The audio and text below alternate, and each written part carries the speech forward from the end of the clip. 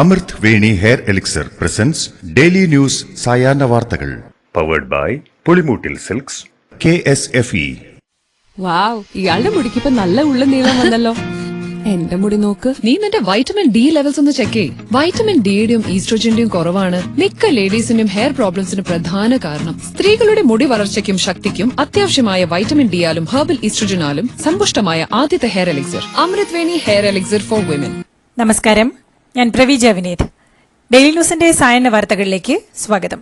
ഇന്ന് മെയ് 17 വെള്ളിയാഴ്ച. തെരഞ്ഞെടുപ്പിൽ ജയിക്കുമെന്നോ തോൽക്കുമെന്നോ താൻ ഒരിക്കലും അവകാശവാദം ഉന്നയിച്ചിട്ടില്ലെന്നും 400-ലധികം സീറ്റ് നേടുമെന്ന് ആദ്യം പറഞ്ഞത് ജനങ്ങളാണെന്നും പ്രധാനമന്ത്രി നരേന്ദ്രമോദി. 400-ലധികം ലോക്സഭാ സീറ്റുകൾ എന്ന BJPയുടെ പ്രധാന മുദ്രാവാക്യത്തിന്റെ ഉത്ഭവം വിശദീകരിക്കുന്നതിനിടെയാണ് പ്രധാനമന്ത്രിയുടെ തുറന്നുപറച്ചിൽ. കോൺഗ്രസും സമാജ്വാദി പാർട്ടിയും അധികാരത്തിലെത്തിയാൽ അയോധ്യയിലെ രാമക്ഷേത്രം ബുൾഡോസർ ഉപയോഗിച്ച് തകർക്കുമെന്ന് പ്രധാനമന്ത്രി നരേന്ദ്രമോദി. രാമക്ഷേത്ര വിധി അട്ടിമറിക്കാൻ കോൺഗ്രസ് ശ്രമിച്ചു. കോൺഗ്രസും സമാജ്വാദി പാർട്ടിയും ബുൾഡോസർ എവിടെ ഉപയോഗിക്കണമെന്ന് ഉത്തർപ്രദേശ് മുഖ്യമന്ത്രി യോഗി ആദിത്യനാഥിനെ കണ്ടുപഠിക്കണമെന്നും മോദി പറഞ്ഞു. സോളാർ സമരത്തിൽ നിന്ന് CPM തലയൂരിയത് ഒത്തുതീർപ്പ് ചർച്ചയുടെ അടിസ്ഥാനത്തിലായിരുന്നുവെന്ന് മുതിർന്ന മാധ്യമപ്രവർത്തകൻ ജോൺ മുണ്ടക്കയം. അദ്ദേഹം സമകാലിക മലയാളം വാരികയിൽ എഴുതിയ ലേഖനത്തിലാണ് ഇതേക്കുറിച്ച് വ്യക്തമാക്കുന്നത്.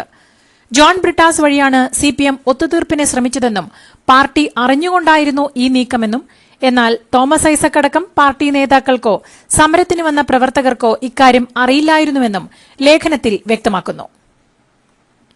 മാധ്യമപ്രവർത്തകൻ ജോൺ മുണ്ടക്കയത്തിന്റെ ആരോപണം ഭാവനയുടെ ഭാഗം മാത്രമെന്ന് ജോൺ ബ്രിട്ടാസ് MP. സമരം നിർത്താനായി തന്നെ ബന്ധപ്പെട്ടത് തിരുവഞ്ചൂർ രാധാകൃഷ്ണനാണ്. ചെറിയാൻ ഫിലിപ്പിന്റെ ഫോണിലായിരുന്നു വിളിച്ചത്. ദയവ് ചെയ്ത് സമരം അവസാനിപ്പിക്കണമെന്ന് അഭ്യർത്ഥിച്ചു. ഇക്കാര്യം CPM നേതൃത്വത്തെ അറിയിക്കാൻ തന്നോട് പറഞ്ഞു. തിരുവഞ്ചൂരിന്റെ സ്ക്രിപ്റ്റാണ് ജോൺ മുണ്ടക്കയം ഇപ്പോൾ പറയുന്നതെന്നും താൻ മാധ്യമപ്രവർത്തകനായല്ല അതിൽ പങ്കാളിയായതെന്നും ബ്രിട്ടാസ് വ്യക്തമാക്കി. ജോൺ മുണ്ടക്കയത്തിന്റെ ലേഖനം വായിച്ചുവെന്നും പറഞ്ഞത് ശരിയാണെന്നും തിരുവഞ്ചൂർ രാധാകൃഷ്ണൻ. തലസ്ഥാനത്ത് വലിയ ജനക്കൂട്ടം തടിച്ചുകൂടുന്നത് ഒഴിവാക്കാനായിരുന്നു ശ്രമം. അതിന്റെ ഭാഗമായി ഇരുപക്ഷവും സംസാരിച്ചിരുന്നു. സമരം ഒത്തുതീർക്കാൻ ഒരു നിർദ്ദേശം വന്നു. അതിനോട് സർക്കാർ പോസിറ്റീവായി തന്നെ പ്രതികരിച്ചുവെന്നും തിരുവഞ്ചൂർ വ്യക്തമാക്കി. സോളാർ സമരത്തിൽ ജോൺ മുണ്ടക്കയത്തിന്റെ വെളിപ്പെടുത്തലിനെപ്പറ്റി അറിയില്ലെന്നും കൂടുതൽ പ്രതികരണത്തിന് ഇല്ലെന്നും തോമസ് ഐസക് പ്രതികരിച്ചു. എന്നാൽ സോളാർ കേസുമായി ബന്ധപ്പെട്ട് നടത്തിയ സമരം CPMനെ ഒത്തുതീർപ്പാക്കേണ്ട കാര്യമില്ലെന്ന് CPM നേതാവ് MV ജയരാജൻ വ്യക്തമാക്കി. CPMനെതിരായ പ്രചാരവേലയായി മാത്രമേ ഇതിനെ കാണുന്നുള്ളൂവെന്നും അദ്ദേഹം പറഞ്ഞു. ജോൺ മുണ്ടക്കയത്തിന്റെ വെളിപ്പെടുത്തൽ സംസ്ഥാനത്തെ ഒത്തുതീർപ്പ് രാഷ്ട്രീയത്തിന്റെ തെളിവാണെന്ന് BJP സംസ്ഥാന അധ്യക്ഷൻ K. സുരേന്ദ്രൻ. BJP ഇത് നേരത്തെ തന്നെ പറഞ്ഞിരുന്നു. സോളാറിൽ ജനങ്ങളെ വഞ്ചിച്ച പിണറായി വിജയൻ മുഖ്യമന്ത്രി സ്ഥാനത്ത് തുടരാൻ യോഗ്യനല്ല. ബാർ കോഴ കേസ്, പാലാരിവട്ടം കേസ് തുടങ്ങി മാസപ്പടി കേസിൽ വരെ ഇടത് വലത് അവിശുദ്ധ ബന്ധം കേരളം കണ്ടതാണ്. അഴിമതിയും ഒത്തുതീർപ്പും മാത്രമാണ് രണ്ട് മുന്നണികളുടെയും കൈമുതലെന്നും K. സുരേന്ദ്രൻ പറഞ്ഞു. കേരള മുഖ്യമന്ത്രി പിണറായി വിജയന്റെ വിദേശ സന്ദർശനത്തെ വിമർശിച്ച് forward block general secretary V. Devarajan. ഇടതുപക്ഷം തൊഴിലാളി വർഗത്തിനായി നിലകൊള്ളുമ്പോൾ അതിന് ഇണങ്ങാത്ത ജീവിതശൈലി നേതാക്കന്മാർ അനുവർത്തിക്കാൻ പാടില്ലെന്ന് അദ്ദേഹം ദില്ലിയിൽ പറഞ്ഞു. ഇടതുപക്ഷത്തിന്റെ പറച്ചിലും പ്രവൃത്തിയും തമ്മിൽ ബന്ധമില്ല എന്ന വ്യാഖ്യാനം ഇതിലൂടെയുണ്ടാകും. അത് ഇടതുപക്ഷത്തിന്റെ വിശ്വാസ്യതയെ തകർക്കുമെന്നും ഇടതുപക്ഷ പ്രസ്ഥാനങ്ങൾക്ക് ചില മൂല്യങ്ങളുണ്ടെന്നും അദ്ദേഹം ചൂണ്ടിക്കാട്ടി. പന്തീരാങ്കാവ് ഗാർഹിക പീഡനക്കേസിൽ പ്രതി രാഹുലിന്റെ സുഹൃത്ത് രാജേഷ് അറസ്റ്റിലായി. ജർമ്മനിയിലേക്ക് കടന്ന പ്രതി രാഹുലിനെ രാജ്യം വിടാൻ സഹായിച്ചത് രാജേഷാണെന്ന വിലയിരുത്തലിലാണ് അറസ്റ്റ്. രാഹുൽ ജർമ്മനിയിൽ എത്തിയെന്ന് രാഹുലിന്റെ സുഹൃത്തായ രാജേഷ് സ്ഥിരീകരിച്ചു. ഇന്ന് വൈകിട്ട് 5 മണിക്കുള്ളിൽ ചോദ്യം ചെയ്യലിന് ഹാജരാകണമെന്ന് കാട്ടി രാഹുലിന്റെ അമ്മയ്ക്കും സഹോദരിക്കും പോലീസ് വീണ്ടും നോട്ടീസ് നൽകി. പ്രതി രാജ്യം വിട്ടത് പോലീസിന്റെ പിഴവുകൊണ്ടെന്ന് പരാതിക്കാരിയുടെ കുടുംബം ആരോപിച്ചു. തിരുവനന്തപുരം മേയർ ആര്യ രാജേന്ദ്രന്റെ രഹസ്യമൊഴി മജിസ്ട്രേറ്റിന് മുന്നിൽ രേഖപ്പെടുത്തും. KSRTC ഡ്രൈവർ യദു ലൈംഗികാധിക്ഷേപം നടത്തിയെന്നതടക്കം മേയർ പരാതിപ്പെട്ടിരുന്നു. ഈ കേസിലാണ് മേയറുടെ മൊഴി രേഖപ്പെടുത്തുന്നത്. പണ്ട് മുത്തശ്ശിയുടെ കല്യാണക്കഥ കേട്ട മുതലെയുള്ള ആഗ്രഹമാണ് അന്നത്തെ മുത്തശ്ശിയെ പോലെ എന്റെ കല്യാണത്തിന് എടുത്തൊരുങ്ങണമെന്ന്.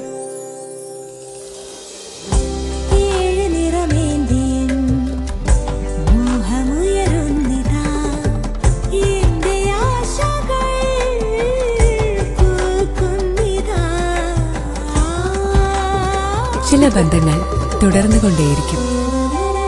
Celebrating 100 years of Pulimoottil silks. Kozhikode medical കോളേജിൽ അവയവം മാറി ശസ്ത്രക്രിയ നടത്തിയ സംഭവത്തിൽ കുട്ടിയുടെ നാവിന് ഒരു പ്രശ്നവും ഉണ്ടായിരുന്നില്ലെന്നും പ്രശ്നമുണ്ടെന്ന് ഡോക്ടർ പറഞ്ഞത് വിഷയം വിവാദമായ ശേഷം മാത്രമെന്ന് കുട്ടിയുടെ അമ്മ വ്യക്തമാക്കി. നാവിന് കുഴപ്പമുണ്ടെങ്കിൽ മറ്റ് പരിശോധനകൾ നടത്താതെ എങ്ങനെ ശസ്ത്രക്രിയയിലേക്ക് കടക്കുമെന്നും അമ്മ ചോദിച്ചു. അരവണ നശിപ്പിക്കാൻ തിരുവിതാംകൂർ ദേവസ്വം ബോർഡ് ടെൻഡർ ക്ഷണിച്ചു. ഏലക്കയിൽ കീടനാശിനി സാന്നിധ്യം കണ്ടെത്തിയതിനെ തുടർന്ന് ഹൈക്കോടതി വിൽപ്പന തടഞ്ഞ 6.5 ലക്ഷത്തിലധികം ടിൻ അരവണയാണ് ശബരിമല സന്നിധാനത്തെ ഗോഡൌണിൽ സൂക്ഷിച്ചിരിക്കുന്നത്. 21-ാം തീയതി വൈകുന്നേരം വരെയാണ് ടെൻഡർ സമർപ്പിക്കാനുള്ള തീയതി. കരാർ ലഭിച്ചാൽ 45 ദിവസത്തിനകം നടപടികൾ പൂർത്തിയാക്കണം. സംസ്ഥാനത്ത് ഇന്ന് അതിശക്തമായ മഴയ്ക്ക് സാധ്യതയെന്ന് കാലാവസ്ഥാ നിരീക്ഷണ കേന്ദ്രം അറിയിച്ചു. കിഴക്കൻ മേഖലയിൽ മഴ കനത്തേക്കുമെന്നാണ് വിലയിരുത്തൽ. ഇന്ന് പത്തനംതിട്ട, എറണാകുളം, ഇടുക്കി, മലപ്പുറം, കോഴിക്കോട്, വയനാട് ജില്ലകളിൽ യെല്ലോ അലർട്ട് പ്രഖ്യാപിച്ചു. സ്ത്രീവിരുദ്ധ പരാമർശത്തിലെ കേസിൽ RMP നേതാവ് ഹരിഹരൻ വടകര പോലീസിന് മുന്നിൽ ഹാജരായി. മൊഴിയെടുത്ത ശേഷം അദ്ദേഹത്തെ ജാമ്യത്തിൽ വിട്ടയച്ചു. പ്രസംഗത്തിലെ പരാമർശത്തെക്കുറിച്ച് പോലീസ് ചോദിച്ചുവെന്ന് അദ്ദേഹം വ്യക്തമാക്കി. അന്ന് തന്നെ പ്രസംഗത്തിൽ ഖേദം പ്രകടിപ്പിച്ചതാണെന്ന് ഹരിഹരൻ വ്യക്തമാക്കി. ലോക കേരള സഭ ഒരു ധൂർത്താണെന്ന പ്രതിപക്ഷ ആരോപണം നിലനിൽക്കെ 4ാം ലോക കേരള സമ്മേളനത്തിനായി സർക്കാർ 2 കോടി രൂപ അനുവദിച്ചു. അടുത്ത മാസം നടക്കാനിരിക്കുന്ന സമ്മേളനത്തിൽ 182 പ്രവാസി പ്രതിനിധികളാണ് പങ്കെടുക്കുന്നത്. MLA-മാരും സംസ്ഥാനത്തു നിന്നുള്ള MP-മാരും ഉൾപ്പെടെ ആകെ 351 അംഗങ്ങളാണ് ഇത്തവണത്തെ ലോക കേരള സഭയിൽ പങ്കെടുക്കുന്നതെന്നാണ് വിവരം. കെ സുധാകരനെതിരെ പരാതിയുമായി ഹൈക്കമാൻഡിനെ സമീപിക്കാൻ എ ഗ്രൂപ്പ് തീരുമാനിച്ചു. ഇന്ന് ഡൽഹിക്ക് പോകുന്ന കെ സുധാകരനും മല്ലികാർജ്ജുൻ ഖാർഗെയുമായി കൂടിക്കാഴ്ച നടത്തും. KPCC മുൻ സെക്രട്ടറി MA ലത്തീഫിന്റെ സസ്പെൻഷൻ പിൻവലിച്ച MM ഹസന്റെ നടപടി റദ്ദാക്കിയതാണ് പോരുമുറുകാൻ കാരണമായത്. കളമശ്ശേരിയിൽ കൂടുതൽ പേർക്ക് മഞ്ഞപ്പിത്തം സ്ഥിരീകരിച്ചു. ഒരാഴ്ചക്കിടെ 28 കേസുകളാണ് സ്ഥിരീകരിച്ചത്. 10 പേർ വിവിധ ആശുപത്രികളിലായി ചികിത്സയിലാണ്. പ്രതിരോധ ബോധവൽക്കരണ നടപടികൾ നഗരസഭ ഊർജിതമാക്കി. ജില്ലയിലെ കുടിവെള്ള സ്രോതസ്സുകളിലെ പരിശോധനയ്ക്ക് ജില്ലാ ഭരണകൂടം ഉത്തരവിട്ടു. LDF കൺവീനർ EP ജയരാജനെ BJP നേതാവ് പ്രകാശ് ജാവ്ദേക്കർ കണ്ടതുമായി ബന്ധപ്പെട്ട് ഉയർന്ന ആരോപണങ്ങളിൽ ഗൂഢാലോചനയുണ്ടെന്നും ഇടപെടണമെന്നും ആവശ്യപ്പെട്ട് TG നന്ദകുമാർ ഹൈക്കോടതിയിൽ ഹർജി നൽകി. ശോഭാ സുരേന്ദ്രനും കെ സുധാകരനുമെതിരെ കേസെടുക്കണമെന്നാണ് ആവശ്യം. പാലാരിവട്ടം പോലീസിൽ പരാതി നൽകിയിട്ടും നടപടിയെടുത്തിട്ടില്ലെന്നും കോടതി ഇടപെടണമെന്നും TG നന്ദകുമാർ ആവശ്യപ്പെട്ടു. ഗരുഡ പ്രീമിയം ബസിനെതിരെ നടക്കുന്ന വാദങ്ങൾ അസത്യമാണെന്നും ബസ് സർവീസ് ലാഭകരമാണെന്നും KSRTC. ബസിനെതിരെ ഇപ്പോഴും അസത്യപ്രചരണം തുടരുകയാണ്. ചില മാധ്യമങ്ങളിൽ നിന്നും പുറത്തുവരുന്ന വാർത്ത തീർത്തും അടിസ്ഥാനരഹിതവും അവാസ്തവവുമാണെന്നും കണക്കുകൾ നിരത്തി KSRTC വ്യക്തമാക്കി.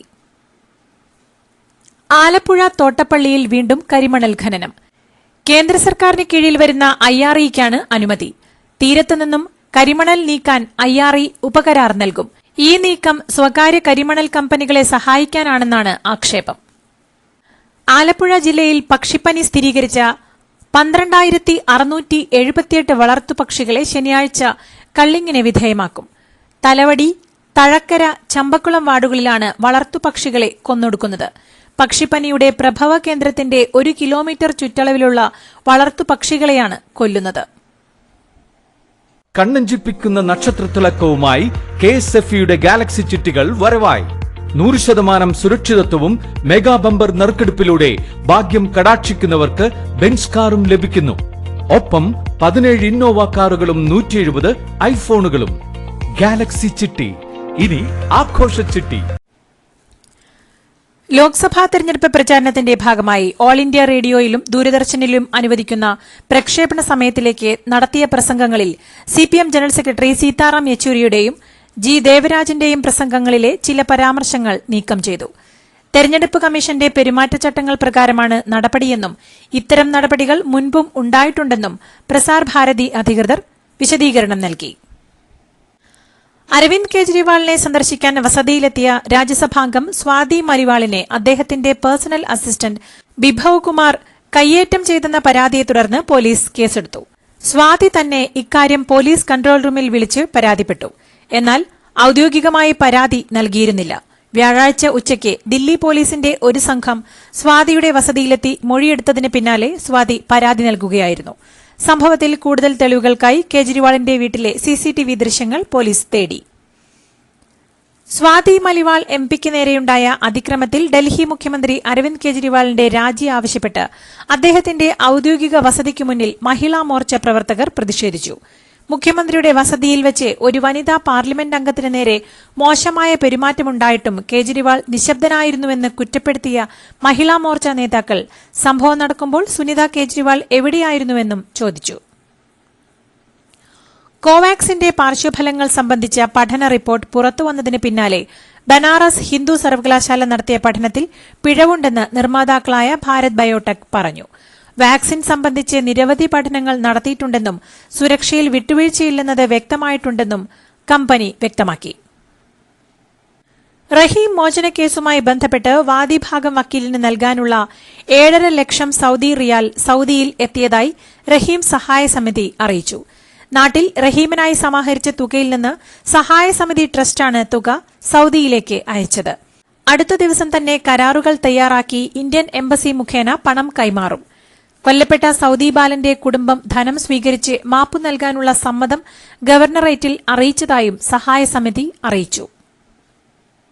ഇതോടുകൂടി ഇന്നത്തെ ഡെയിലി ന്യൂസ് സായന്ന വാർത്തകൾ സമാപിക്കുന്നു. ഡെയിലി ന്യൂസിനു വേണ്ടി വാർത്തകൾ വായിച്ചത് പ്രവീജ വിനീത്. DailyNewsLive.in വാർത്തകൾ വിരൽ തുമ്പിൽ.